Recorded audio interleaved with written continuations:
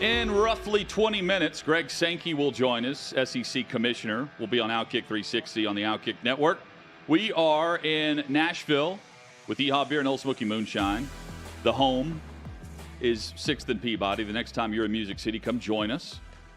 The home for the SEC this week is in Atlanta at SEC Media Days. Mark Stoops, the head coach of the Kentucky Wildcats, will be on in exactly 1 hour from now. And we will also chat with Greg Sankey in a matter of minutes. Plus, Roger McCreary, Titans Corner, is about to sit down with us at our broadcast site in Atlanta as well. NFL news while we wait on that, Paul. Jimmy Garoppolo and the 49ers, through Adam Schefter, they have granted access for Garoppolo and his agent to seek a trade. No big surprise to me. This is something that they have discussed openly, surprisingly openly, through their head coach at press availabilities all offseason. Garoppolo has said he's expected as much as well when their season ended in the NFC Championship game. But we've been waiting on his shoulder in all the rehab and him being able to throw a football. Late last night, I was scrolling the web, and I saw where I give Florio credit for it because I saw the headline in the article. I don't know if he was saying this or he's referencing another report, that it could be as long as mid-August, early to mid-August, when he would actually clear a physical, which would hinder him on being traded. And then less than 12 hours later, here he is being given access to seek a trade. I thought this money was guaranteed, and I've read lately it is not. So I would expect Garoppolo, as part of this deal, to have to eat some money in the same way that the move Carolina made Baker Mayfield, to get Baker Mayfield. Now, his money was guaranteed, but he had to give up some money. What did he give up? $3.5 million in order to facilitate that trade, which where Cleveland took a big hit. Carolina is paying not very much, and Mayfield ate some money. I think if Garoppolo is going to get this contract taken by a team, San Francisco is going to have to eat some. He's going to have to eat some. Or they're going to find it hard to get a suitor because it's not guaranteed. And so they know that if they play hardball, whoever the suitor is, they're ultimately not going to want to pay him $25 million to stay, and they can force a situation where 49ers might have to consider cutting. It's a deal with he had 74.1 guaranteed, and that's more guaranteed money than the percentage of time he's been available to play. If you look at it, it was at the time of signing, a 5-year, $137.5 million deal, 74 guaranteed. This year, base salary is 24.2. It's very interesting because obviously the top-end quarterbacks, great things happen for them. And some bottom-tier quarterbacks, some good things have happened for them. If you look at what happened in Cleveland with their backup plan for Deshaun Watson. But these middle-tier quarterbacks outside of Trubisky have had some trouble. Let's head to Atlanta. Titans rookie corner Roger McCreary joins us on OutKick 360 from SEC Media Days, where he is there on behalf of Bush's Baked Beans. They are one of the presenting sponsors of SEC Media Days. And when you think, that makes sense for tailgating, the chilies and different things that they make out of their East Tennessee home with Bush's, Roger McCreary sees this and says, man, this is a dream come true. Roger, good to have you on the show, man. Hey, thanks for having me. I'm excited to be here. This is a no-brainer sponsorship, right? Yes, sir. Yeah. No brainer at all. I'm just very excited just to have this partnership with them. I'm really excited. It's like a childhood dream. Did you ever think your affinity for your pregame meal, which is certainly an odd one, would so quickly turn into a positive thing for you on the marketing front? Oh yeah, it was really exciting just to have this deal and like to finally actually deal with them and represent them here, because I always wanted to be here and just to represent them in the beans too. Like this really like a dream come true right here, and I'm very excited. Former Auburn Tiger, current Tennessee Titan, Roger McCreary with us. For those that don't know the backstory, how many plates of baked beans or beans in general are you eating pregame? This is a ritual for you. For the people that don't know, I eat two full plates baked beans.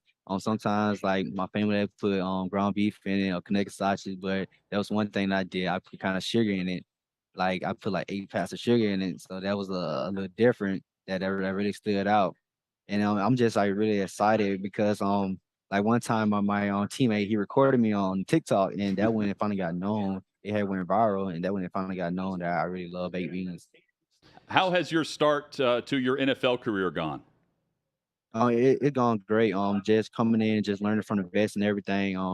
I learned a lot from different between college and in the league, how to game more faster and how like you actually playing the business against real like grown men and everything. So it was just great just to experience that and just to finally be in the league, to say that I'm a professional football player. So you obviously went and played in the best conference in the country. You played against some real grown men while you were at Auburn. I'm thinking probably 8 big time receivers who are in the league. Traylon Burks, who's your teammate now, Dotson from Penn State, Jamar Chase, Jefferson from LSU, and probably 4 guys from Bama. I don't know if I missed anybody there, but that's a heck of a resume coming into the league. I'm not going to ask you who the toughest guy there was, but what did you learn about yourself in dealing with guys of that caliber? And would you come into the league maybe knowing about yourself like, hey, I'm good at this, but the thing I need to work on to be able to stand toe-to-toe with those guys on Sundays every week is blank? I really learned a lot. That's why I'm so excited I played at Auburn and SEC because I played against a lot of amazing receivers. Like there's some other guys like Devontae Smith, all them guys. It was just like amazing because they all have different styles and everything. So I learned in that process that you cannot all play them receivers the same because they all got different styles. So throughout the whole week, I learned as a DB, you can't just play one style. You have to switch it up. You have to come in a whole different way.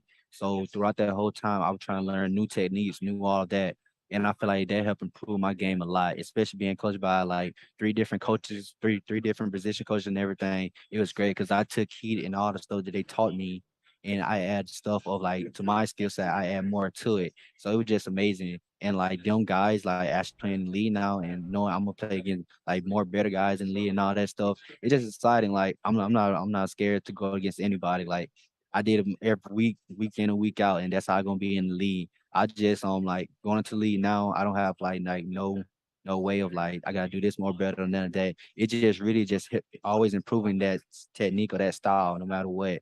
I gotta be more quicker. I gotta be more faster. Gotta change the direction more quicker. It's just like stuff like that. I gotta keep pressing over and over. It's not no specific thing that really stuck out to me. Really, it's just that I always gotta adapt because I'm always going against great receivers. You mentioned your coaches. One of them that comes to mind is you mentioned the style of play is Kevin Steele. He's known for that press man, defensive back mentality. You're known for your physical style, and you don't shy away from that. How much did he help you in your development? And of course, your position coaches would also factor in there. But specifically, being able to play that much press man in college has positioned you well for the transition to the league. Coach Steele, yeah. Like I never really played corner coming out of high school, so it was different for me. But Coach Steele, I feel like Coach Steele, he put that confidence in me. He put that dog in me. Like he was so confident in his DBs. He was confident in me about like we want you to play man like this guy up the whole game. That's how confident he was in us.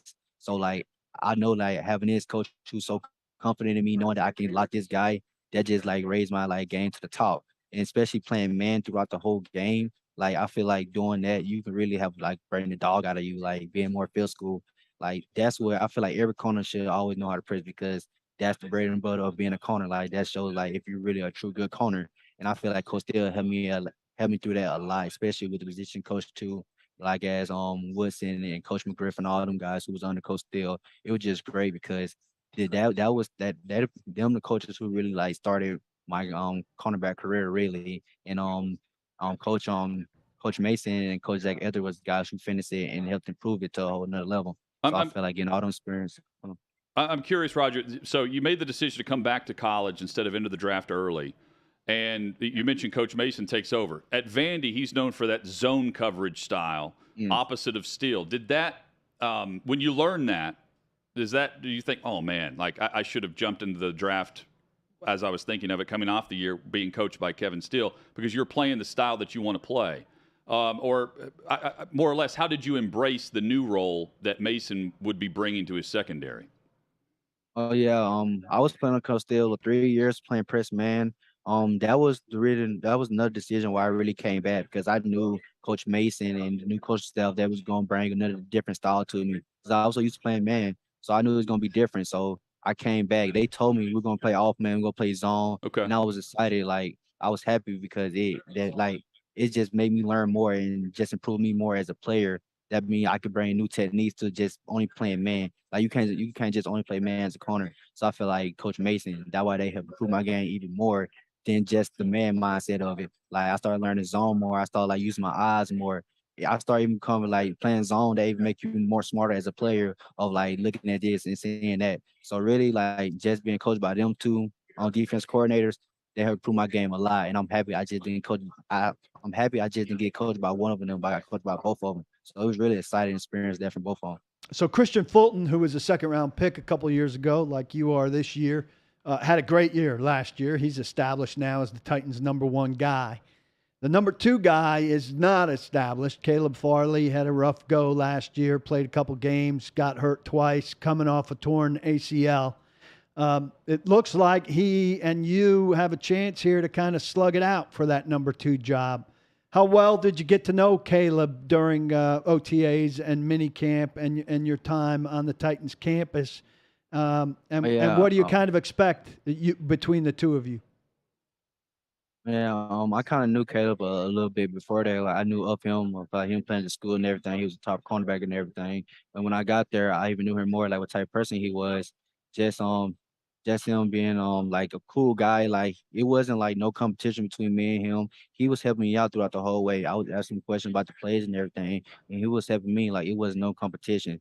And like it's really not like by seeing who's gonna be the cornerback too, because we really are trying to improve because like we don't know where truly position that we're going to play. So like it's not really a competition of how we both looking at it. We always talk about it a lot. We're just trying to improve and just trying to like make like win as a team. Like we trying to like win like as a whole and not just like being individuals is just trying to win just one position. How eager That's are you? how we have to. How eager are you just to get to camp and get going? Oh, I'm really excited. Just finally like come back and play. OTAs it was great and everything, but I know when I come back now, it's gonna be camp. This when stuff start getting interesting. This when we really start getting into football a lot, and I'm just really excited because I still got a lot more to learn no matter what. I'm just trying to improve. I feel like us as corners, we all need to improve because we're younger guys. So I'm just really excited to see how it's gonna go. There's no way I would be able to not peek ahead and know, man, it for me, it would be cool that Brady is going to be practicing against you, right? Like, have you looked ahead to the practice schedule and thought, man, like, I'm going to get some good work in here? Oh yeah, most definitely. Like pressing against him, I'm gonna be so excited. Like I'm probably gonna be like a fan there. I'm just be happy. I'm just like, oh yeah, we pressing Brady. I'm happy. So it's just really like I'm the type of guy who loves cherish the moment no matter what, and just actually playing against guys who I looked up to. They're gonna be truly a dream come true. And like knowing that they gonna get me better because I can learn from them and see their style and everything. And it's just great because we're all trying to improve as players and I'm just happy, like, just to see that. I'm so excited. That's one big thing I'm really excited about is playing against the guys I looked up to. You guys are a young group of corners. A lot of people look at that and feel like it's a question mark. But sticking with that Bucks theme, they had a big pass rush and a young group of corners a couple years ago, and that defense was really a key to them winning the Super Bowl. You guys kind of have a similar shape. Does that give you confidence? Oh yeah, most definitely.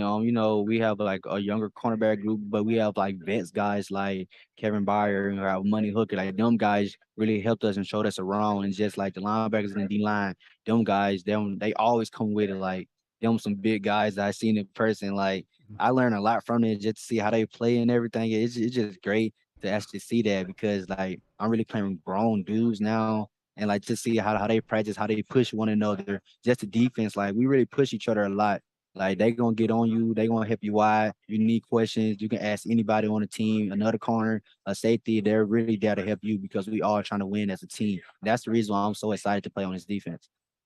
Roger McCreary has been our guest, Titans rookie cornerback. Auburn Tiger as well, joins us from Atlanta on behalf of Bush's Baked Beans. Roger, thank you as always, and we will catch up soon once camp gets rolling, man. Look forward to seeing you out there next week. Oh yeah, I'm looking forward, and I got something for y'all. I got y'all the beans. Anybody wants some? I got y'all the beans here. Send them home. Send them home with our producer there. How many cans? I'm sending it to y'all. How many cans of beans has Bush's sent you?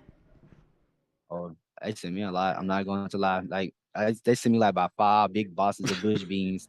Like I was really like giving out to my family, my friends. I had to keep a box to myself. Yeah. So that's why I'm trying to give y'all one because I got so many. So okay, so there I go. So most of us think as beans as the side dish. You seem to be a guy that thinks of beans as the feature dish. So what's your side dish to eat with beans? My side dish, I love macaroni and I love ribs. Them like that's the best combination ever. Like I don't really like eating that much because the baked beans gonna take up half of the plate. Okay. So it's gonna be that macaroni and ribs. All right. Well, I'll keep my distance. Hey, appreciate it, Roger. We look forward to meeting you in person once camp rolls. Thanks. All right. Thank you. There's Roger McCreary. Nice dude. A crazy pregame ritual, but the guy loves it. It's like me with a Jolly Rancher, you know? Yep. It's baked beans are his candy. He and Caleb Farley are one of the big storylines of camp. Yeah. And I said this earlier this week. I mean, I don't know where Caleb Farley is on the ACL. He did it early in the season, so he should be in a good spot. But we're watching 2 ACL recoveries with different kind of guys this year in Robert Woods and Caleb Farley, as opposed to Taylor Lewan and Bud Dupree, who operate in much less space. They're operating in way more space. My thing with Farley isn't so much how does he come off the ACL. He's done it once before. It's a concern. But my thing with Farley is he had in college an ACL and a back that required 2 surgeries. And then he came here and he had a shoulder before the ACL, and then he had the ACL. My concern is there something next? And is this guy just an injury-prone guy? Well, and the Titans' concern is alleviated a bit by drafting him in the second round, right? And that's part of why they drafted him. Yep. Coming up, big topics to discuss with SEC Commissioner Greg Sankey. He's next on OutKick 360.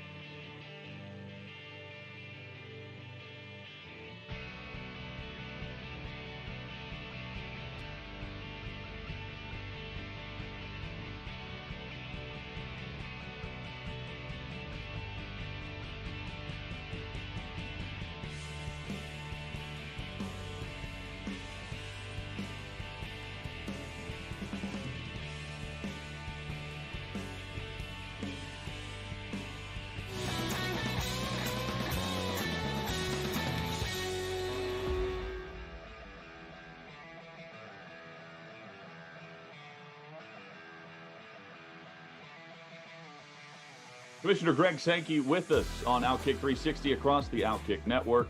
Commissioner, thank you for the time. Thank you for the opportunity. I look forward to the conversation. Conference expansion is the conversation across college football and college athletics currently, as you well know. But the SEC is in a very patient state right now, not reacting. I'm sure you have programs picking up the phone, conferences picking up the phone, calling around, trying to figure out what's going on.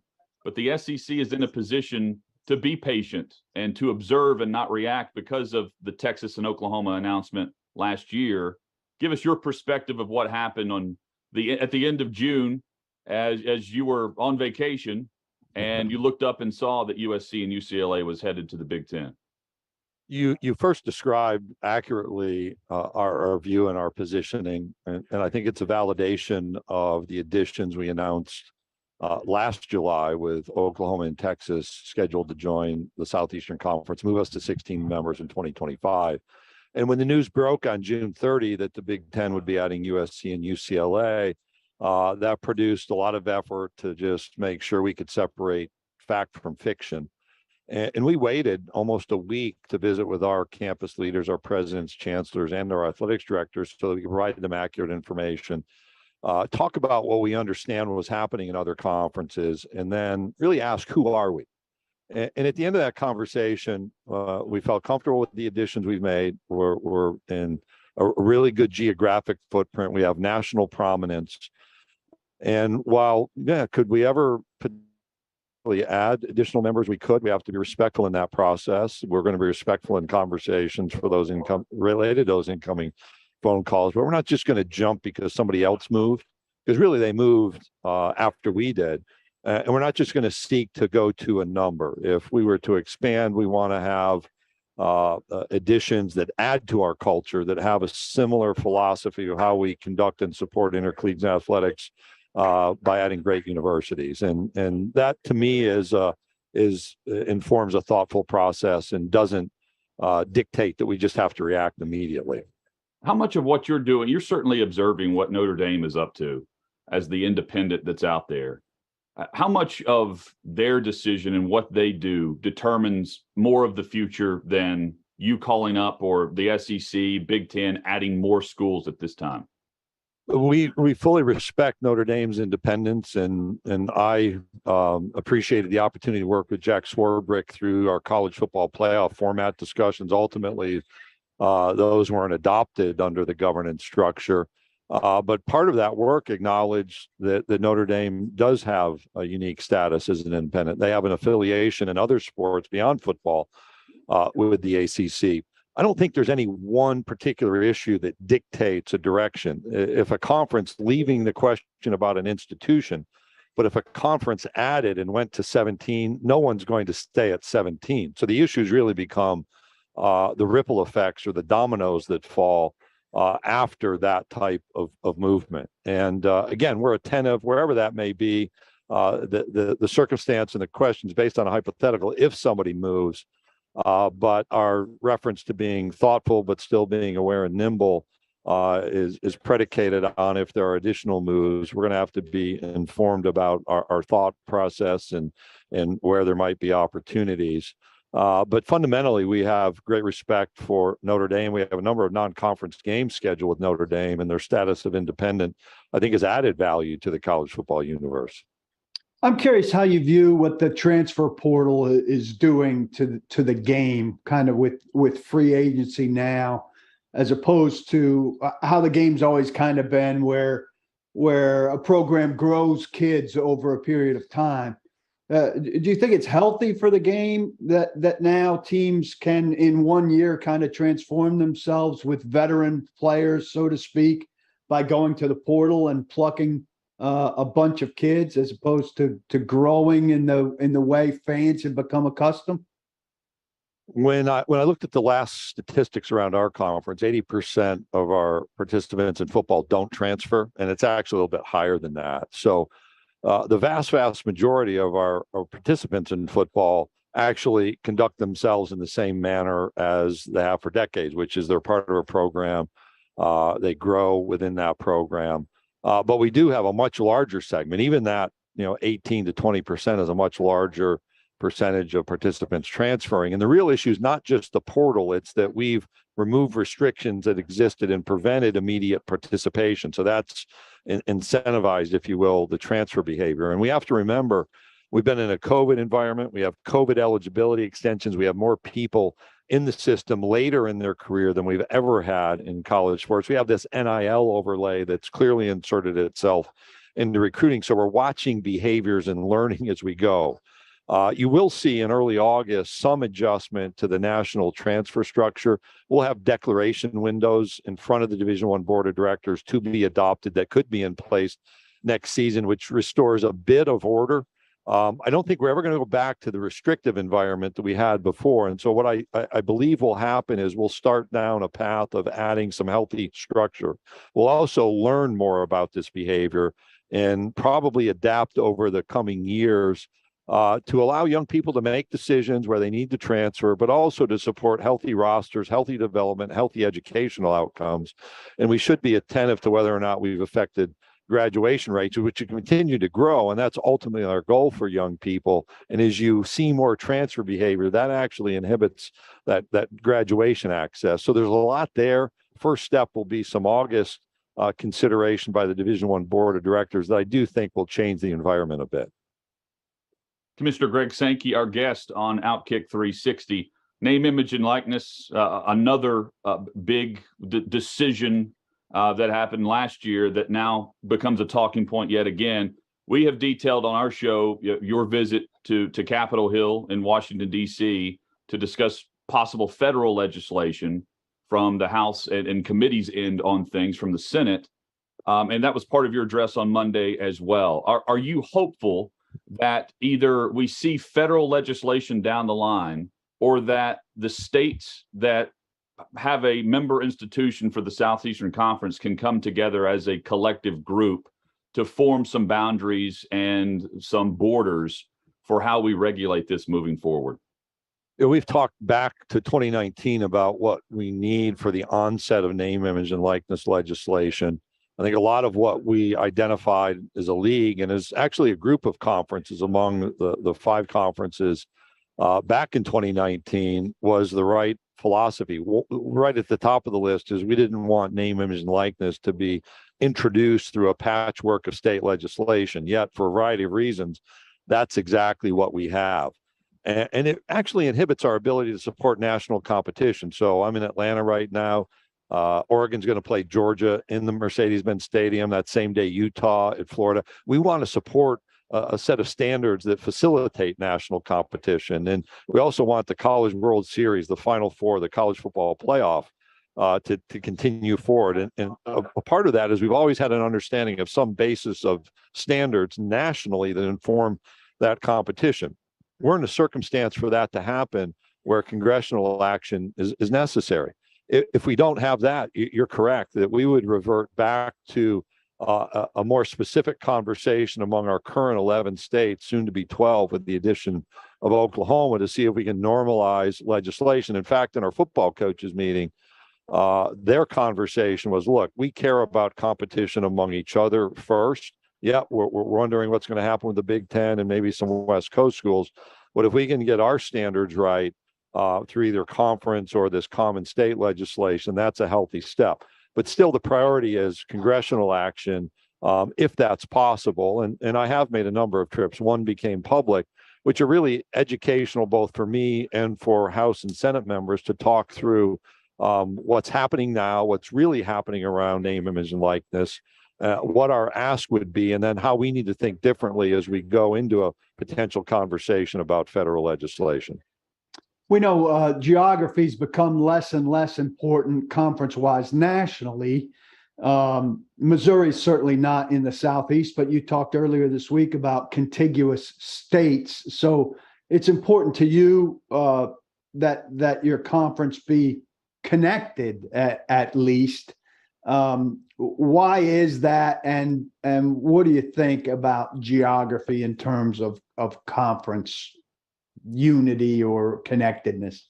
At the forefront of conference membership is that culture and that philosophy of approach that I talked about a moment ago. So as I look at opportunities or potential opportunities, do they fit? One of our athletics directors, when we were talking about Texas and Oklahoma, said they meet the it just means more tests. They have an avid fan base, a lot of interest, a lot of prominence, and that's what we have across our current 14 members. And so that's kind of the culture and the philosophy to be a part of something special like the Southeastern Conference. I think geography does still matter, with all due respect to other decisions. This is not about the Big Ten's recent move. You have the Big 12 now from Orlando to Provo, Utah. The ACC goes from Miami all the way up to Boston. You'll have the LA to New Jersey, maybe the most distant Big Ten circumstance. Our longest trip is Columbia, South Carolina to Austin, Texas in the future. And that's right around 1,200 miles. And we can manage that geography. It's 2 time zones. You can get people there, get them back. They are students. And that has to be at the forefront of our conversation. So the idea of continuity of geography facilitates that type of competition. And as you look at a big picture map of the United States, we are in the Southeast quadrant. We have moved more into the Midwest with our recent moves, but there's a consistency of philosophy, a consistency of culture and fit that works with our current 14 and future 16 members that would be at the forefront of any consideration moving forward. SEC Commissioner Greg Sankey, our guest on OutKick 360. A couple of years back, if you would have said in a room full of the SEC football coaches, hey guys, we should consider 9 games within our conference, I'm not sure what the response would have been. I'll admit I'm a bit surprised based on just reading between the lines of what you've said, that the coaches seem more open to the idea of a 9-game conference schedule than maybe what I would have thought even a year ago. And I'm sure some of that has to do with 2 additional teams coming in. But where are we on the decision for how you determine scheduling moving forward? I know you said there's no deadline, but at some point there will be a vote. Do you have any idea how quickly or how long this might take? Maybe an idea, but not anything that's chiseled in stone. So we've already made decisions on our future scheduling models when we move to 16 teams around basketball, both men's and women's basketball, for example. We made decisions on regular season scheduling in baseball, need to figure out the tournament. It's not the football question, but we have some work to do in volleyball and gymnastics and some other sports. But football is going to be the headline decision. I thought we were poised to make a decision in Destin, really because our athletics directors back in August and September, as we talked about the future, said to us, wow, if we could know sooner rather than later, that helps us with our non-conference schedule. And I think that's particularly true if we move from 8 to 9 games at some point. We need to make adjustments because most of our programs will already have scheduled 4 non-conference games based on our current 8-team model. What we were asked in Destin, though, is let's stop and we want some more information. So if we are in a single division, after a quarter century plus of 2 divisions with very clear tiebreakers, a lot of head-to-head opportunities, when you go to a single division, you may not have head-to-head matchups to decide tiebreakers. And so you have to think through the levels of what if. And so we're informing that. We had done a lot of that work leading into Destin, but had the need for reminders and maybe some tweaks and further consideration. So that's one point under evaluation. We're also doing analytics work around bowl eligibility and around CFP modeling. So thinking ahead, if it's a 4, an 8, a 12, and maybe a few other iterations of a postseason model, what's the likelihood of the SEC having multiple teams? And what are the differences between an 8 or a 9 game schedule? We also have to think about the onset of that schedule. So I still receive emails. We had teams that had repeat sites when we expanded with Texas A&M and Missouri. So as we transition to a new schedule, can we do that in a seamless pattern? What I said up front is we want to engage in blue sky thinking. So let's take a step back, look at all the possibilities. We've looked at almost 40 different models, not just schedules themselves, but models. But the second point was we want to bring our schools through our campuses more frequently. So we have some teams that don't travel to the opposite division for 12 years. It's once in 12 years for Kentucky to go to College Station. We have enormous brands and great followings, and we should move them through more frequently. So all of that informs a decision. We'll gather again in late summer. We probably won't have all of the information that informs a decision, but we're never going to have all of the information. We won't know, in my view, before we try to make a decision, what exactly might the CFP format be. We can have more information. It's interesting. We stopped in Destin wondering what other conferences may do, and boom, you see expansion. We were interested to see what would happen with the Big Ten's media rights. That's obviously still under discussion. And now you have those ripple effects. So when we gather, there's going to be more information on the table. Could we make a decision in short term? We could. I tend to think people are going to want to use a little bit of time to gather as much information to make really effective decisions. The real key issue is if we were to move to 9 games, the longer we have is lead-in time to make scheduling adjustments around non-conference games, the healthier that experience will be. With the Big Ten and the media rights and paying attention to that, I'm sure Disney, ABC, ESPN will be doing the same thing. Do you have to take into consideration them picking up the phone and saying, hey, Commissioner, let's do something because of what the Big Ten is doing? We really don't receive that kind of input from our ESPN colleagues. We talk with them regularly about what's happening around us. We keep them informed of our conversation. They will tell us their preferences and maybe the what if answers.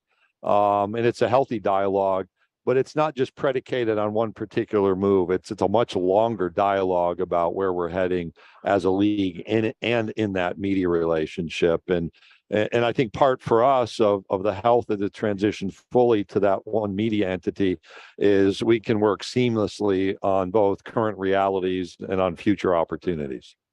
Finally, and I know you're off to your next media opportunity, playoff expansion. At middle of last fall, it appeared like we were headed towards an announcement in some way with the number of meetings that you were having as part of the subcommittee and different conversations that were going on. I know those left off in January.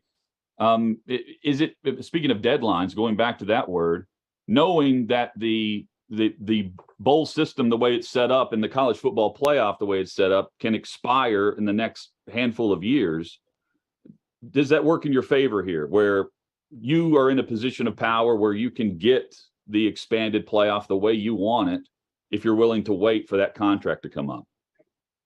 I think respectfully, it works in our favor to a certain extent, but it's still a joint venture. It's still a partnership. So we have to decide things together.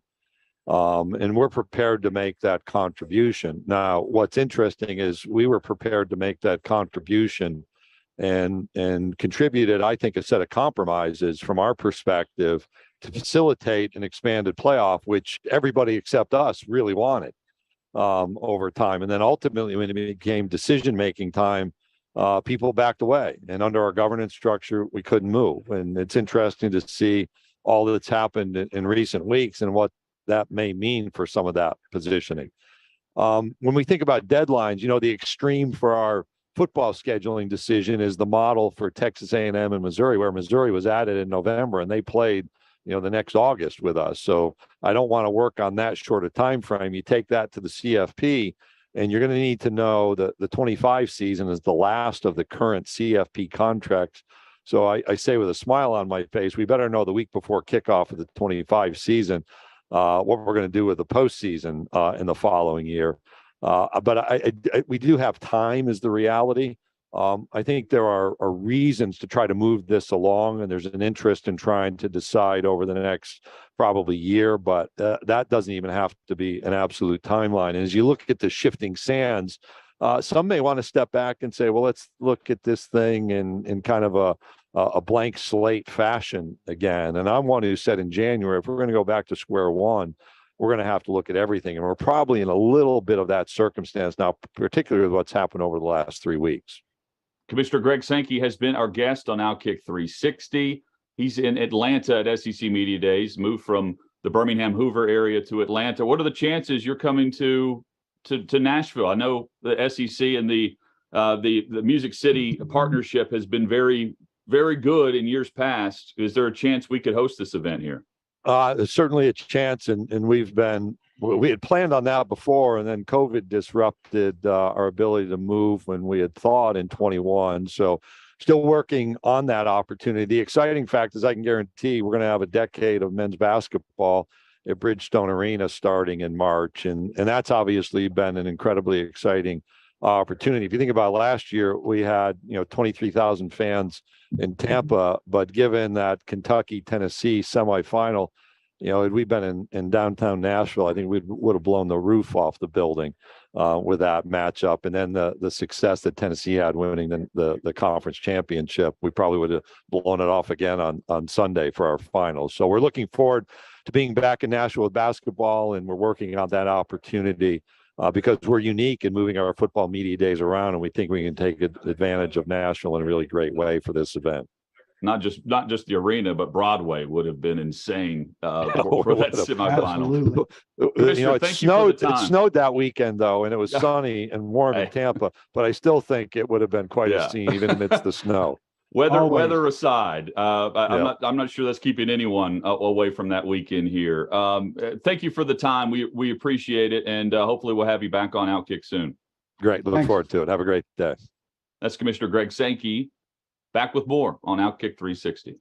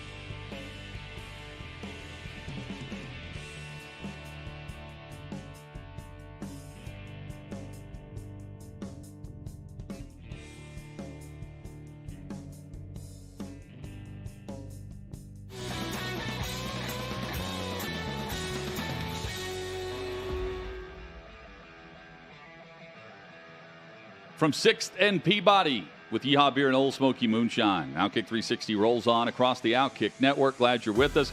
If you missed portions of our chat there with Commissioner Greg Sankey of the SEC, with Tony Barnhart, who's there on site in Atlanta covering the event, or with Roger McCreary, Titans rookie corner. You can always find the podcast wherever you download your audio, or just search out OutKick 360 on YouTube or visit OutKick.com. Good chat there with the commissioner.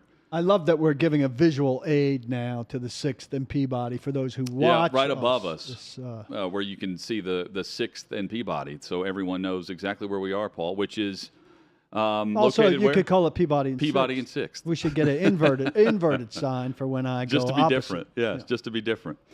Yesterday we had the chance to chat with Clark Lee.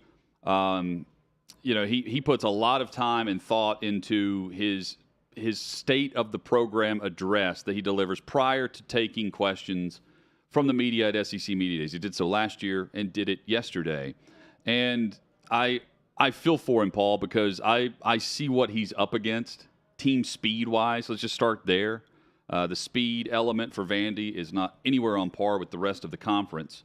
And you could argue on par with some of their non-conference opponents, which is sad to say. The cupboard was bare. And I think this year he knows, and he didn't say this, but he knows they have a really good young recruiting class. They're going to be freshmen. I think he knows that a month into the season, maybe sooner, he's going to have to play a lot of those guys because they're better overall than the talent he's currently working with. No knock on the players. It is what it is. And in the business of winning, you've got to get your nucleus ready for the future. Look, I like Clark Lee. I want good things for Clark Lee and the Vanderbilt program. I think it'd be great if that school was substantially better and, had a shot every, 5 years to be, a good notch over 500. Or at least a part of the conversation. This week, they're just not a part of the conversation. But, we had a good conversation with him. He sounds like Tony Robbins a lot of the time. And I don't think you can be Tony Robbins really at any Division I school, but particularly where he is in the SEC. And he's talking now about being a dominant program in the SEC, all right? You can give me some of that if I'm listening to the Vanderbilt head coach talk as a fan or as somebody paying attention to SEC Media Days. But you can't give me as much as he's giving me without also giving me some ground. That's a 30,000-foot view, right? And it's a nice overview. But there's too big a dose of the 30,000-foot view with very little dose of the ground level view, where the fact is, as you raised, and we hit on it, you're in a 21-game SEC losing streak. So I can't take you seriously if you're talking about building a dominant program and you're insufficiently discussing the need to win one game now to get your fans, to get the media, and to get, most importantly, your players to see that big boulder you're talking about, which is being a dominant program in the SEC, can get like move an inch. Better yet, get rolling. Well, but better yet, get rolling up the mountain that you've got to push it on before it could start to roll. He's laying out his plan, but also it's all planned. It's all, but I think that is acknowledging without saying it just how bad Derek Mason left things. He doesn't have to say. You can look at them play. I mean, Florida and Georgia outscored them like 106-0 last year. ETSU beat them. And while coaching matters, so does the talent on the field. Their freshman crop is pretty good. I mean, considering where they were and where they are ranked now, So they've got 6 or 7 freshmen that I think legitimately can be on the field this year. But with that comes growing pains too.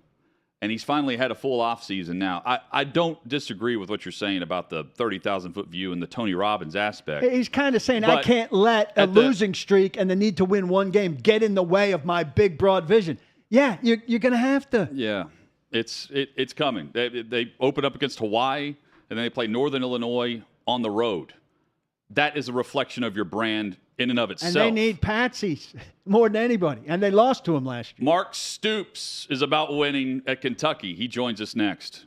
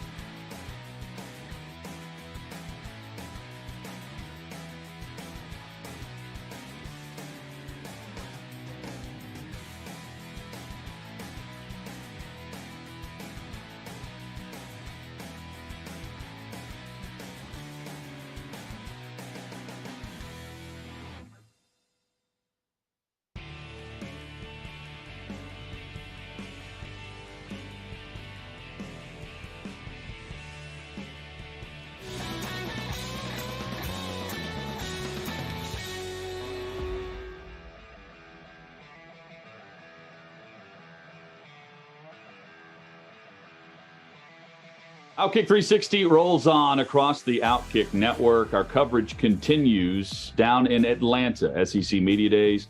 The Kentucky Wildcats take center stage. Mark Stoops coming off a 10-win season with Coach. Congratulations on the success, and I know you're looking to build for the immediate future. Thank you. OutKick 360 rolls on across the OutKick network. Our coverage continues down in Atlanta, SEC Media Days. The Kentucky Wildcats take center stage. Mark Stoops coming off a 10-win season with Coach. Congratulations on the success, and I know you're looking to build for the immediate future. Thank you very much. I appreciate that. Yeah, very proud of some of the things that we've done, but like everybody here, looking for more.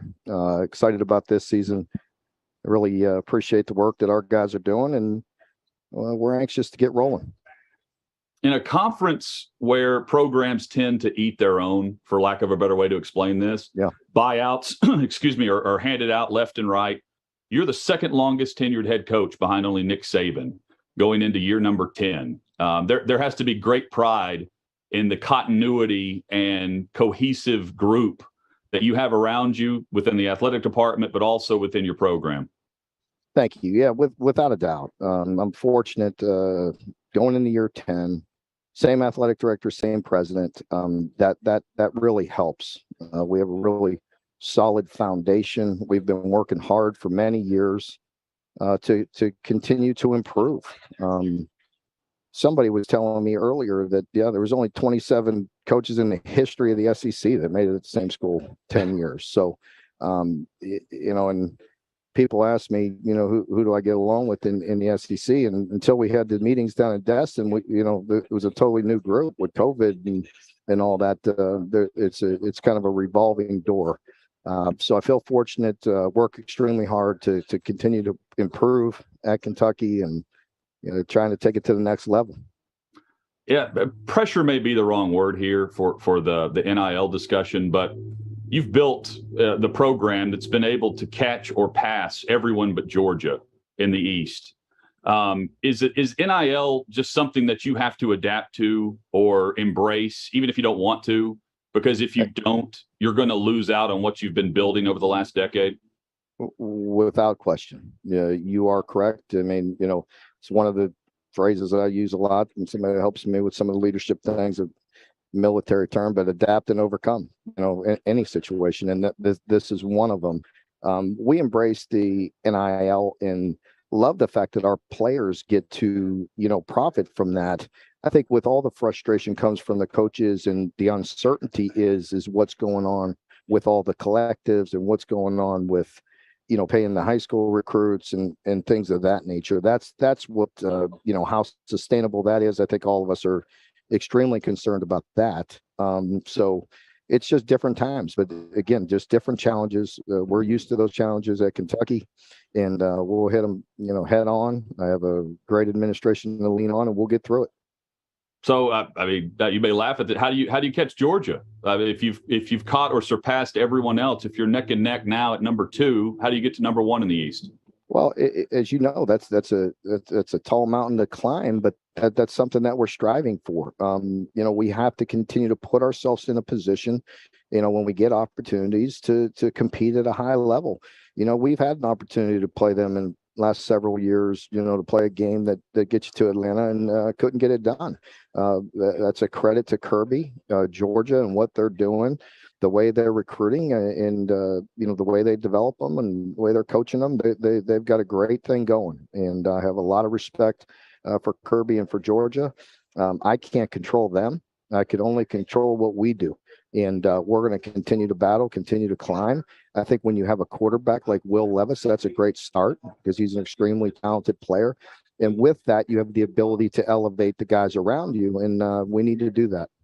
The last time the program had a quarterback that garnered this much excitement with the fan base was probably 25 years ago with Tim Couch. Yeah. How has Will Levis handled the expectation off last year into this year? And aren't those signs of expectations a good thing, given what you're now facing at Kentucky coming off the 10-win season? Yeah, I really do not worry about that aspect of it with Will, because Will is self-motivated. He is driven to be a great player. He puts so much pressure on himself. The outside noise and the attention, he deserves that. let's face it, in this day and age, with the accolades and the awards in the postseason and things of that nature, if he does what he's supposed to do on the field, he deserves that kind of attention. He's put himself in that position, and I really don't worry about that. Our team is very selfless. Will is a fantastic leader. He's a great person. Just watch him play. If you don't have respect for him the way the way he plays the game, then you're really not a college football fan, because this guy lays it on the line, and he plays for his team. He plays for more than himself. Yes, he wants to be great. He deserves the accolades that he's getting, but he cares about his teammates. Mark Stoops, our guest head coach for the Kentucky Wildcats. As you transition off last year into this year, coach, quite the talent that is now in the NFL that was playing wide receiver for you in Wan'Dale Robinson last year. Chris Rodriguez is back in the backfield. The nucleus that you carry over, how much can you lean on the successes of last year to help lead you to the start of this season? And what do you make of the change at offensive coordinator and how that's worked through the spring and summer?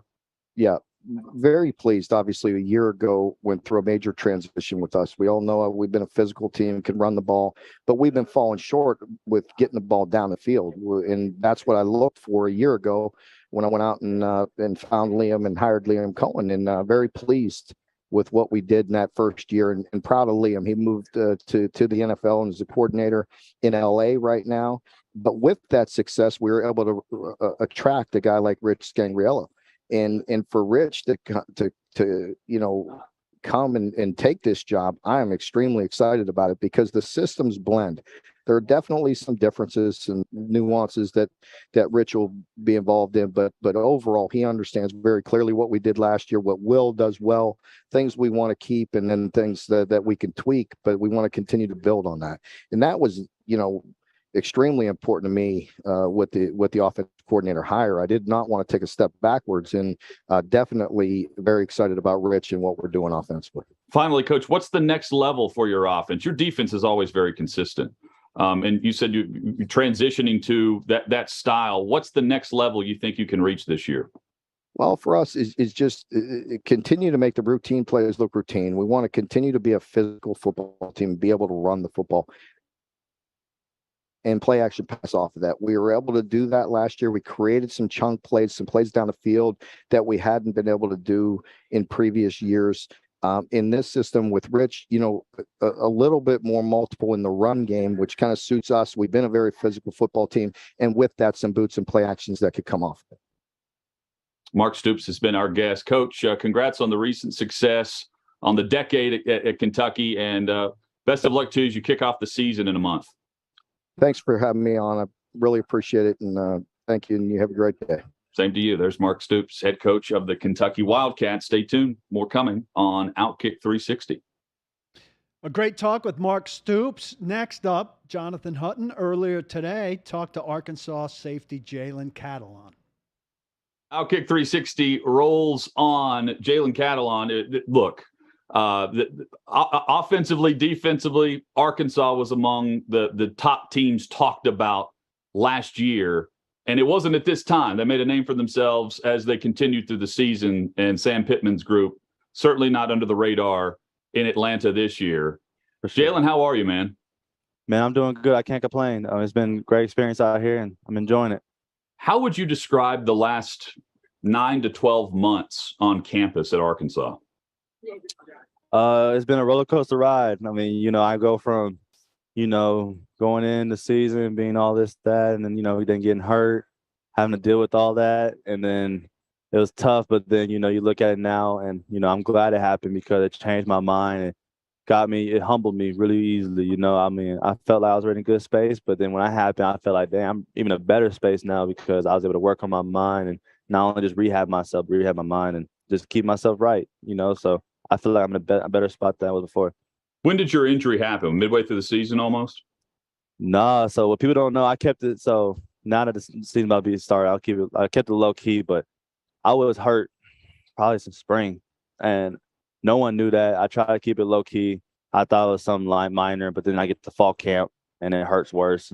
Found out what I had, so trying to deal with that. So I was already injured. I was just trying to deal with it, but then of course, as the season progressed, by game 3, my shoulder was basically done. But I still wanted to keep playing. And, I broke my hand third play of the game against A&M, and then that happened. So it was a tough year, with injury, and I tried to keep playing, but it was just tough to deal with. And after making a call with with Odom and Pittman, I had to make that decision. I had to get surgery, had to fix myself up, and I'm just glad that I did, because I'm not happy I did it, but I knew I needed to be done in order for me to get myself right. And I'm glad I did. Team held himself right, and I'm good now. Jalen Catalon, our guest, Arkansas Razorback. Perfect fit for Sam Pittman coaching that program. You see it from the inside out. Can you explain what Sam Pittman has meant to that locker room? Man, he's meant everything. I've seen him change lives in that locker room. People that, left. Some people that have left Arkansas on a winning record, or some people that even left Arkansas with pride. Because there's some people that were let out here that, unfortunately, they just didn't have that resume to say, okay, yeah, we had this season, or this season, but to know that we actually had pride back in Arkansas in the hearts of people, that means something. So for people, it's just good. He's a good person. He's a good coach, and I think he's a player's coach. And he gets people to play for him because of the person he is. That's much respect to him. I have been told by 4 people that and I wasn't at the game, but the game between Arkansas and Texas was the loudest game they had attended there. Would you attest to that? Was the stadium that hype for that matchup? Yeah, for sure. It was very loud. I had my safety. I had players like 2 inches away from me, and they couldn't even hear me. It was that loud. Stadium was rocking. That it was shaking, and yeah, it was a hostile environment. It was a crazy environment, but we lived that. We loved it, and that's something that I know some people will experience. Will live forever in their mind, in their heart. Jalen Catalon, our guest. Finally, NFL aspirations for sure. Which NFL safeties do you watch on Sundays? Buda Baker. That's the guy that I kind of try to model my game after. Just his intention, and him coming down. He's just so versatile. He can play. He can play anywhere. And another one I can name is Tyrann Mathieu. The way he comes about his business, and how he plays. That's something that I just love watching. And those are my 2 guys. If I had to name that, okay, yeah, those are my guys. Not saying that I want to be just like them, but I modeled them. Out of my game after them. Yeah, the mindset, the physical nature of their game, the way they can bogey and disguise plays and coverages. It makes sense based on the way you play defense as well. Hey, stay healthy first and foremost. That goes without saying. Yes, sir. But I can't wait to see what the encore is to what Arkansas is building there in the upcoming season. Yes, sir. Most definitely. I appreciate it. Hey, man, that's Jalen Catalon has been our guest. Appreciate it, Jalen. Yes, sir. Thank you.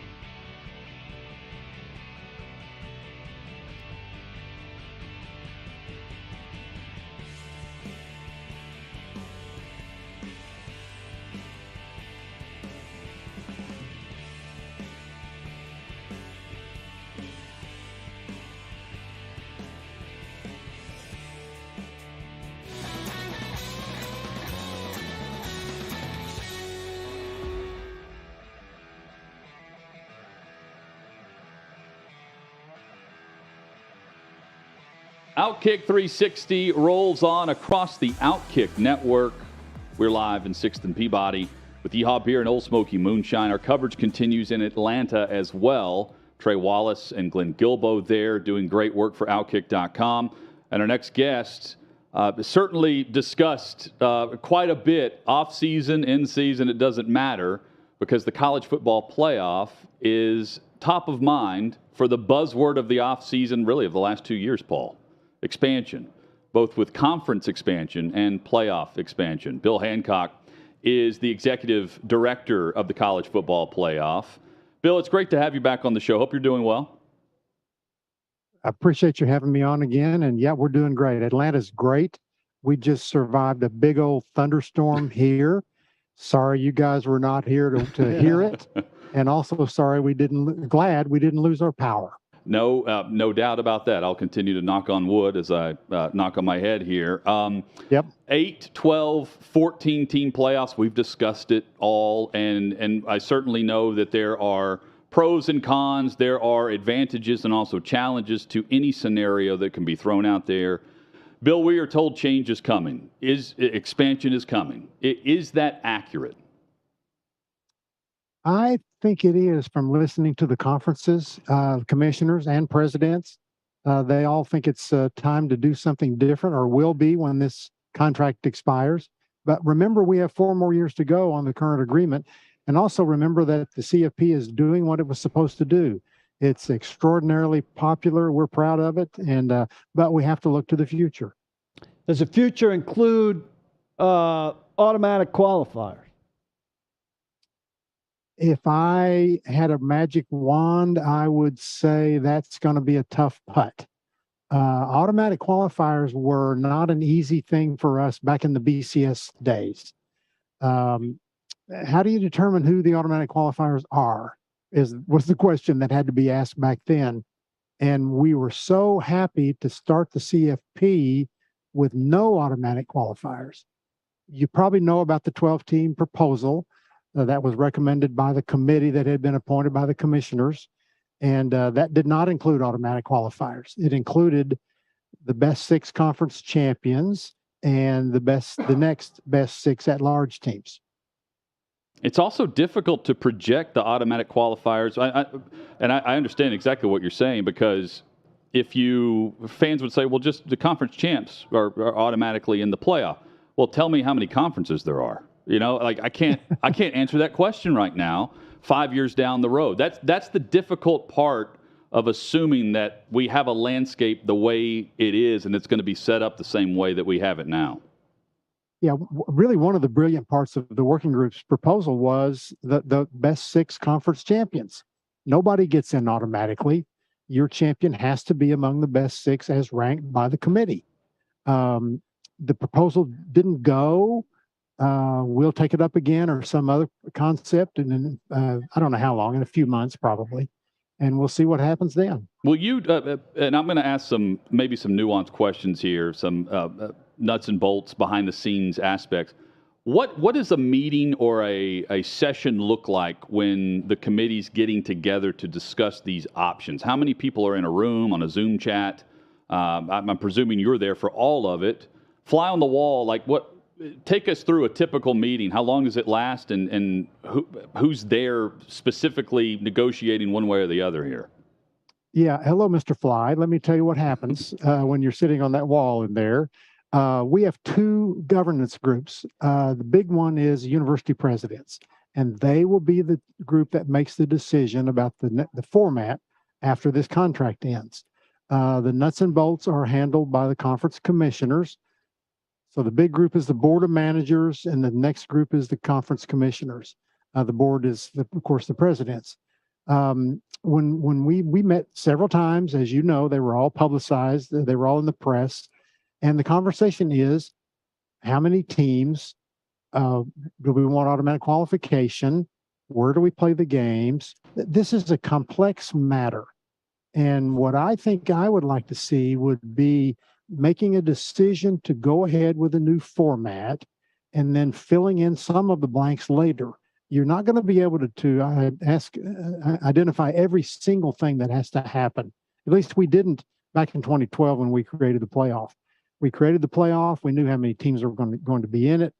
We knew basically where they were going to play, and at least that they'll be in semifinals and be in bowl games. But beyond that, we didn't know. We worked it out later. The meetings are collegial, they're professional, but everybody says what's on their mind. And there was some frustration. You read about that. Sure. Back in January when we met for the next to last time in Indianapolis. I think we thought we would make a little more progress. But also, I don't mean to ramble here, but this is also important to remember, is that when we met this time, we were talking about expanding in this contract. So that would have required a change in the contract. And you can't change a contract without the permission of every person who signed it. And so person or entity that signed it. So we knew that it was going to be a tough putt because it required unanimity. Now, next time we get going on this, we'll be talking about 2025, 2026 season when we won't have to have unanimity. Then it will be a matter of, hey, here's the proposal. How many of y'all conferences want to participate? I'm sure you understand the debate and the criticism that comes from the conclusion that the committee reaches every year. College athletics, shocking. And that's part of the deal. When it rises to conspiracy theories and ulterior motives and all of that, do you all get frustrated by that? Did you have to turn off the volume on that? How do you all take that? Well, we are in a day and time, as you know, when everybody has a conspiracy theory for everything. And let me tell you just that there weren't any conspiracies in this. There weren't any conspiracies in the committee who came up with a proposal. Everybody was trying to do what was best for college football. Every conference speaks for lots of constituents on campus. And the commissioner has to then form a consensus opinion, come to our table, and hope we can get a consensus opinion on moving forward. But no conspiracy theories. Oliver Stone was not a part of the process. I want to flip to basketball if I could for a second. If my math is correct, you've been going to Final Fours for 31 years. Did I do that right? You said after the UNC Duke Classic semifinal in Indianapolis that you had been to 123 Final Four games, and that was a top 5 for you. If I'm dividing that by 4, presuming you saw the finals, that would be 31 years worth of games. Yeah, I think maybe I did say that, and I didn't do the math right myself because this was my 43rd Final Four in a row. So I was kind of multiplying that by 3 on the spot, and I failed. I was a journalism major, not a math major. Well, I did bad math there too because I gave you 4 games per instead of 3 games per. Well, that's true. Anyway, yeah, I've been 43 consecutive Final Fours, and I'm shooting for 75. Take us back to your experience at that game because that was an all-time classic on TV. What was it like to be there at UNC Duke and Coach K's last game? Oh, my goodness, classic. And I had really nice seats right behind the Duke bench. And I've known Coach K for a long time, like many of us have that have been around long enough. And it was just one of those moments. Well, as soon as we knew, didn't we, when there was going to be Carolina Duke in the semifinals, we all thought, man, we've got a treat in store. And we did. 2 really great teams playing their hearts out. It was remarkable. I'll never forget it. Bill, how many years did you run the Final Four? 16. 16 years. And you mentioned your relationship with Coach K. You're also very close with Roy Williams. So I'm sure he wasn't far from you in that game. Yep, I talked to Roy at that weekend, and he became a great friend, like all coaches do in basketball. You're with them. You're on the official table, and they're at the bench, and you're talking to them at practice. And the relationships that we all have with coaches is something that I will cherish. And Roy and I are within a month of being the same age, and we joke that neither one of us has aged a bit in the 35 years, I guess, that we've known each other. Bill Hancock, our guest, he's the executive director of the College Football Playoff. And the biggest difference between your time, the 16 years running the Final Four, and now, Bill, is aside from the landscape of college sports, when you're running the Final Four, you're not handing out the trophy. You're handing out the trophy now. on an annual basis as the executive director. Emmert's not doing that. Yeah. Were you going to make some comment about the Kansas City Jayhawks? No, but I know. No, good. Thank you for that. I wasn't, but I know you're from the Kansas. You're from Kansas, right? I grew up in Oklahoma. I live in Kansas City, and I work in Dallas. And Hank Stram was a next door neighbor. He was. Well, his house. He had moved by the time we moved there. We didn't move there till 1983, and he was gone by then. But yeah, his house. We live across from where Hank lived, and we do not live in a ritzy neighborhood. I guess back when he lived there, it was considered ritzy, but now it's just it's just kind of normal. I thought maybe there's a great story being Hank Stram's next door neighbor, but you're saying it was just the house that he used to live in. Yeah, and I guess the story is there's somebody matriculating down the field from that house. You mentioned Oklahoma. You, of course, graduated from Oklahoma. Are you excited to see the conference expansion like many of us, or do you long for the days of, the old school ways where we had, the Power Five, which is only going to be around for a couple more years, it seems? Well, it's hard to speculate about what might happen in conference realignment, but conference realignment has been happening forever. Yeah. I read a piece the other day that Oklahoma left Oklahoma State behind, Oklahoma A&M at the time. Oklahoma, Kansas, Kansas State, Missouri, Nebraska, and Iowa State bolted away from the Missouri Valley Conference to form the Big Six Conference. Well, that was 1927. Oof. Almost 100 years worth of conference realignment. So if you study your history at all, you know that it's going to repeat itself. So I think we're going to continue to see some form of conference realignment. The one last summer was pretty shocking, and the one this summer was also shocking. But it's happened forever, and it will continue to happen in some form. I was talking with a coach just the other day, and he told me he's like Hutton, I'm not surprised with any of this. I would have told you my life was over whenever the Southwest Conference, disbanded. He's like, this is nothing compared to the way it was when everyone was just picking up the newspaper to find out what was going on. Bill Hancock. What do you mean? What do you mean? Texas and Arkansas are not going to play anymore? Exactly. The oh my uproar. Goodness. Hey, I'm curious about you mentioned 2025 when the current deal is up. Was there some deadline, or is there a window of negotiation between the college football playoff, the structure, and the TV contract with ESPN, ABC, Disney prior to any of that? Could we see expansion before then, or are you telling us, hey, the expanded playoff is not going to happen before 2025? Yeah, and 2025 season is the last season of the current contract. I don't think I said that right before, but I know your point. Okay. Our board in February, when they met, said we're not going to consider expansion before the end of the contract. The commissioners have told us they're not interested in it, and so we're done talking about it. So that's the answer to your question. But we will come back in sometime in the near future and talk about 26 regular season and beyond. Bill Hancock has been our guest. Hey, always great catching up with you. Final thing on the way out. I always enjoyed Mike Slive's State of the SEC addresses. He put a ton of thought into them every year, and then he'd make the radio row rounds, and he'd spend an hour with you if you wanted, any given morning with his coffee. Where does Greg Sankey remind you the most of your friend, the late Mike Slive? Oh boy, I love Mike. I miss him every day, but Greg Sankey is terrific. And when I came over here to talk to you guys, he was down the way in Radio Row doing the same thing Mike Slive did. He prepared that State of the SEC address with the same diligence that Mike did. Had some other people look at it on the staff. Greg Sankey is a brilliant leader. And one of the best things Mike Slive did was to invite Greg Sankey to join the staff well before Greg moved on up to become commissioner. How many marathons are you up to now, Bill?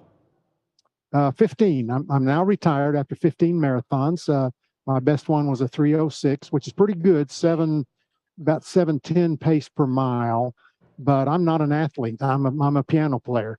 And so I like to say that I'm a pretty fast marathoner for an old piano player. Yeah, I think you're a pretty good piano player for a marathoner. 15 is pretty legit. Is it Boston and New York, or is it beyond just those two big cities? Well, I ran several, obviously a lot of them, twice in Dallas, and Okay. qualified for Boston. I ran a 3:17 to qualify for Boston, which is one of the great thrills of my life. Did run New York City twice, loved it, unbelievable. It's unbelievable to go to those parts of the city in any case, whether you're in a taxi or on a train, but to go there on foot, it was awesome. I loved it. I'm so glad I had that opportunity. And then I think you probably read that I did ride my bicycle across the country. No, I haven't. Twice. I didn't know that. Yeah, I rode from LA to Savannah and took 36 days, averaged about 90 miles a day. And then 2 years later, I rode from Mexico to Canada. Yeesh. Now I'm exhausted hearing about this right now. And you probably think I'm crazy, so you probably are going to discount everything I said on this interview. No, I think you're living to like 120 years old is what I'm listening to right now. Hey, thank you so much for the time and being patient with the show. We had a lot of guests and moving around, moving parts. You've been very gracious with your time today. We appreciate you, Bill. We enjoyed it. Thank you. You guys are great. It's fun, and I'll be happy to do it again anytime you're ready. There's Bill Hancock, the executive director of the College Football Playoff. Expansion talk will continue, Paul. There's no doubt about that, even if the guys in the committees, men and women, are saying, hey, we're done here. We're not going to bring this up again. Leave it to us. We will. I got to do that math on that mileage now. Yeah. Oh, are you exhausted the way I am thinking about the grueling aspect of what he's talking about? They said 90 mile a day for 36 days. That's 3,240 miles. So that sounds right. LA to Savannah. It's crazy. That makes me less than in so many ways. Bill Hancock, appreciate the time with him. And everyone listening across the OutKick network, stay tuned. Back with more SEC coverage on OutKick 360.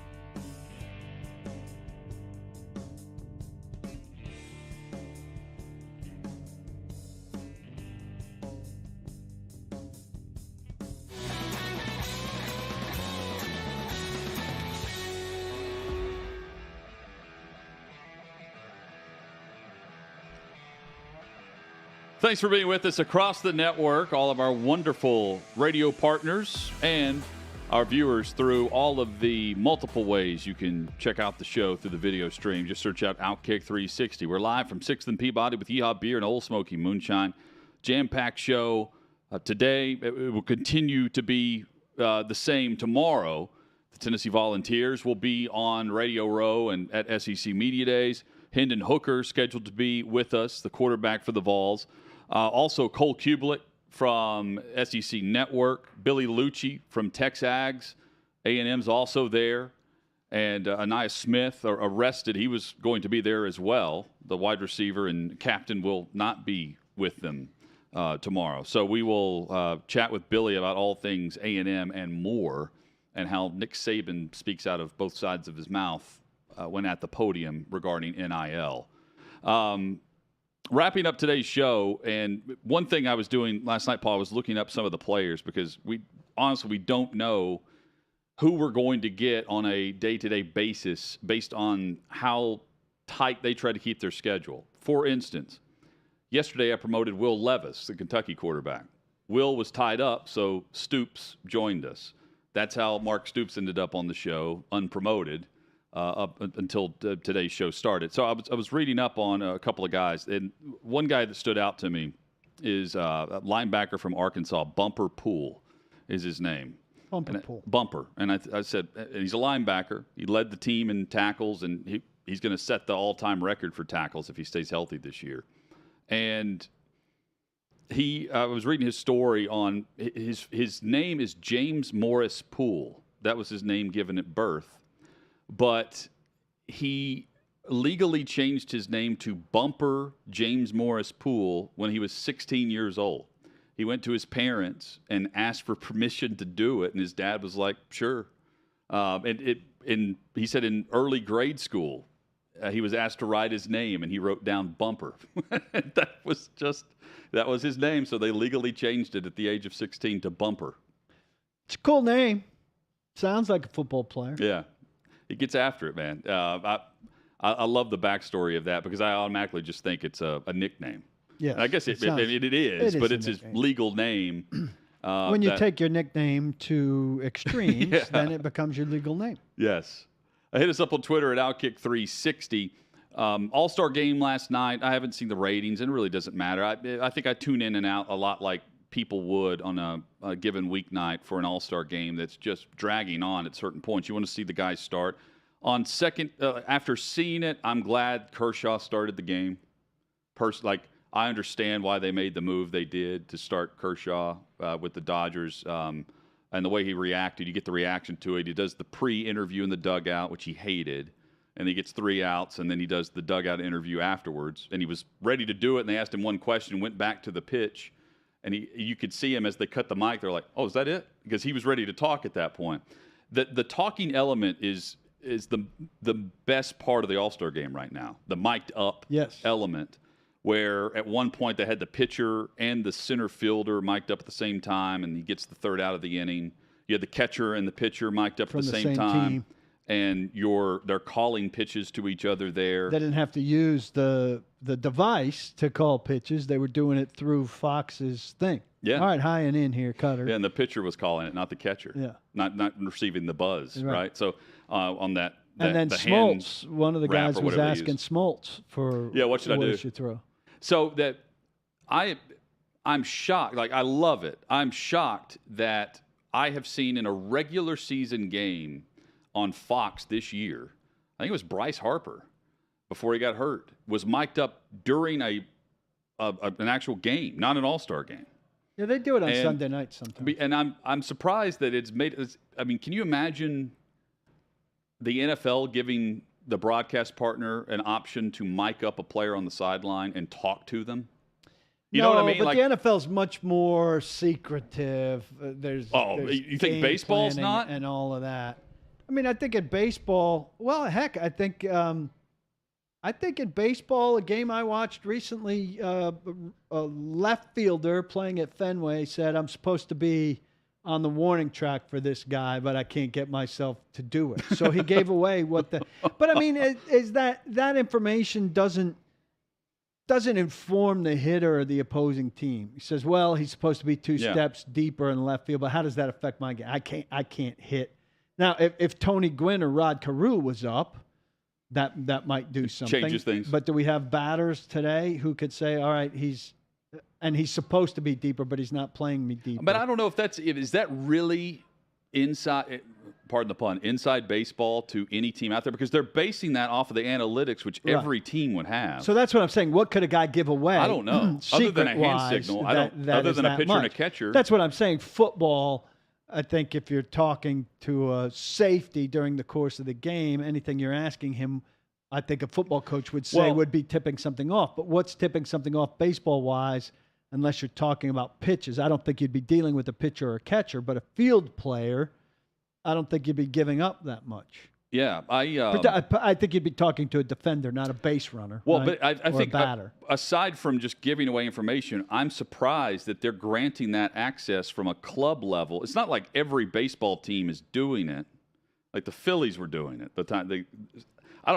To me, it's all about being locked into the moment. And in the dugout's one thing. He's playing right field and he's chatting with the broadcast team as the pitches are being thrown. I'm all for it. I'm just surprised it's happening. I think it's great. I hope they lean into it more. I do too. It'd be amazing if you had it on a local broadcast. Yeah, exactly. Because that's what people are more focused in on for their team. We talk about that all the time. So we'll see where it goes. But as an all-star game thing, it was terrific. But it wasn't a good game. It was a 3-2 game with a lot of scoreless and hitless half innings and innings. I'm looking this up because I'm drawing a blank, and I apologize for not having written this down. But I knew I wanted to bring this up, though. One of the first things I thought of after the first inning, like once we got into the game, I'm thinking, man, what is different about this broadcast? And Joe Buck wasn't calling it because he's at Monday Night Football. So that it had a different feel to it. I'm like, is this? And I realized we're watching Fox. Joe Buck's not calling the All-Star game. And who was it? Davis? That's why I failed to write this down. I should have looked this up earlier. But my apologies. But I didn't think about it, but I did. It did strike me when they showed the booth that it was Smoltz and somebody Davis, I think. Okay. And I wasn't Joe Davis. It didn't register to me that it wasn't Buck, but I did think to myself, well, who is this Davis? Yeah, Joe is the new voice of the Fox baseball broadcasts. He's the guy. So, I mean, he'll be the World Series guy, the whole thing. But it was jarring. Maybe jarring's I noticed it immediately. I doubt America was like, man, we miss Joe Buck. He's the most hated broadcaster out there. He's very but he's got the gravitas. Yeah. And I really noticed it on the interviews. Yeah. So. In hindsight now, I missed him, but I wasn't thinking about it during the game. And we'll see how Davis does in terms of growing that. You got to start somewhere. Yeah, well, he started with the Dodgers. I mean, he was the guy after Vin Scully. So he's already replaced a massive name in broadcasting, and now he's replacing Joe Buck. So is he doing TV? Is Steiner do radio there for the Dodgers? Or vice versa? Because I know Steiner's been there for a while. He was doing TV, I believe. Yeah. So all around, I enjoyed everything but the action at the plate. Your guy, Giancarlo, with the MVP award. That was also not much of an MVP vote. I mean, he had a two-run homer that made it 2-2. But that was cool because he was mic'd up. So this goes back to he's mic'd up. He's chatting with Aaron Judge, and the inning ends, and he's jogging off the field. He goes, man, I hope I go get a hit now. And he steps up and hits a homer. And that was cool. The other thing that's cool is he grew up going to Dodgers games with his dad. And he had 50 people. That was cool. That's another cool tie-in for the game itself. That was cool. And then they had, I thought of you, Paul, based on your column on Ohtani. Got picked off pretty badly there. Yeah, but they interviewed him in the on-deck circle right before the first pitch. And I'm not saying this is a bad thing. It was scripted. Ohtani knew what he was going to be asked, and I don't know if he rehearsed this answer, but he gave a perfect answer, English. I mean, that's what they need. Right. He goes, I'm looking forward to the first pitch and the first swing. I'm swinging at the first pitch. First pitch, first swing. And he gets up there, first pitch, first swing, single. And that's how the game started. And I thought that's deliberate, getting Ohtani the FaceTime and putting a voice to him that coincides with your column a bit. Yeah, and one of the things I figured out for that column or discovered, he's taken some grief for using a translator. So he considers himself, from what I figured out, not fluent. But he speaks English fine. He just, I think, doesn't prefer to speak English in interview settings because he doesn't feel he's polished or whatever, however you would phrase it. The translator is one of his best friends. The translator actually, during the lockout, needed to be fired by the Dodgers because he was a Angels. He's an Angels employee, and employees of the team weren't allowed to interact with players. So they had to fire him so that he continued to deal with Ohtani. And then after the lockout was over, they rehired. That's just based on the rules CBA of lockout. or whatever. Yeah, if you work for the team, you couldn't be in contact with the player. That's amazing. So you had to fire the guy, and then he's getting paid through Ohtani and not the team technically. No, I think he's being paid by the team. Oh, okay. So Ohtani must have paid him, or they found alternate means, or whatever. But they're very tight. NFL training camp. One is officially underway, right? Yeah, maybe Jacksonville and today. Oakland or Vegas.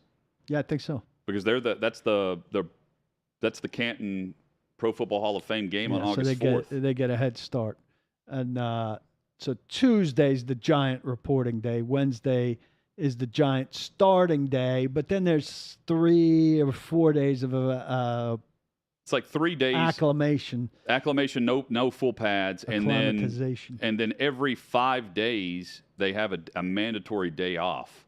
So the first full padded practice, if your team isn't Jacksonville or Las Vegas, the first full padded practice won't be until the week after next, or that weekend. Yeah. Right? Like the Sunday. I don't know how the days are going to fall for them. I don't know if the report date when you pass a physical is day 1 or if the first day of practice is day 1 for that rule. I think here in Nashville, and I don't know if this would fall the same everywhere, I would expect that Nashville to be the next Monday would be the first padded practice. Coming up tomorrow from Atlanta, Hendon Hooker, Vols quarterback, will be on the show. Cole Kublet from the SEC Network, Billy Lucci, Frank Frangie, Burgess Owens, others. Jam-packed show. We hope you'll join us just like it was today. We'll make the afternoon go by faster for you. 2 to 5 Central, 3 to 6 Eastern. OutKick 360 across the OutKick network. Breakneck speed, which is what you need to use to get the hell out of the box. Don't block it, and do lock your locks.